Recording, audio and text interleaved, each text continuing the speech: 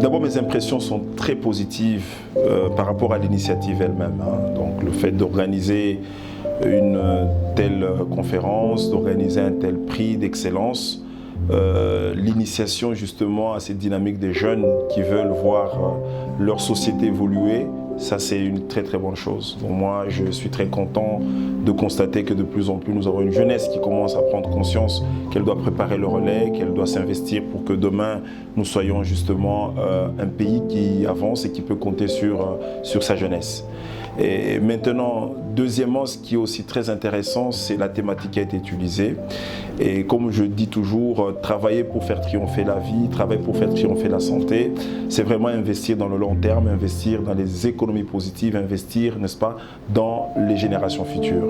J'ai aimé cette idée, notamment de mettre en exergue le combat que la jeunesse est en train de mener pour pouvoir mettre fin à la propagation des maladies cancéreuses. Et cela va devoir nous amener justement à maintenir des personnes en vie, et notamment lorsque nous parlons des questions qui touchent la femme. La femme, comme nous le savons, qui reste le pilier de notre économie, et la femme qui joue un très grand rôle dans l'éducation, parce qu'on le sait très bien, qu'éduquer une femme, c'est éduquer toute une nation. Pour moi, cette initiative est louable, nous devons continuer à la soutenir, parce que nous voulons justement qu'émergent toutes ces personnes qui ont des grandes connaissances sur les maladies cancéreuses, et que seulement ceux qui peuvent aller de l'avant puissent être ceux qui contribuent à la lutte contre la mortalité, principalement la mortalité liée à ces maladies-là. Le premier conseil, c'est d'abord une invitation à tous. Venez massivement participer au prix d'excellence Boigna, parce qu'il s'agit là d'un débat de savoir, il s'agit là d'un rendez-vous de la science, et nous devons toujours mettre en exergue les connaissances, les savoirs. Vous le savez bien, je ne cesse de le dire, investir dans son capital humain, c'est investir dans le savoir, dans les expériences et les connaissances.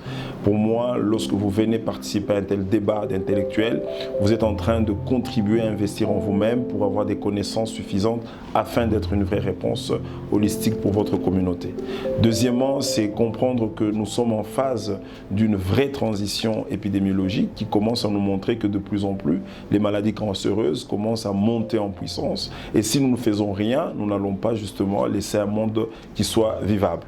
Donc une des façons, ce n'est pas de dire qu'est fait l'autre, une des façons d'agir, ce n'est pas de dire oui, nous devons assister de manière tout à fait paisible à ce qui se réalise, mais c'est de dire voilà, nous prenons acte, nous prenons conscience de ce qui se passe et nous nous battons justement contre ces maladies qui sont en train d'infliger un fardeau énorme sur les populations.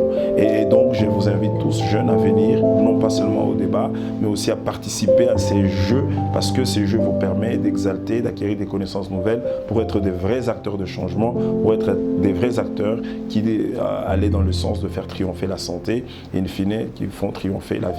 Merci. Moi qui vous remercie.